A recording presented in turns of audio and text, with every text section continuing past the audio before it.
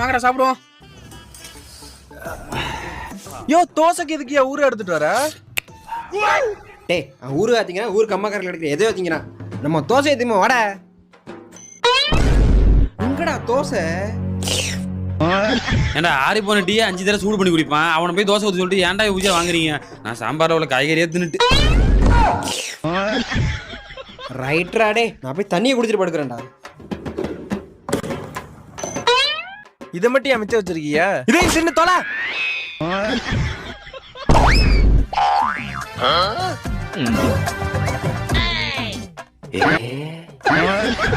உன்ன போல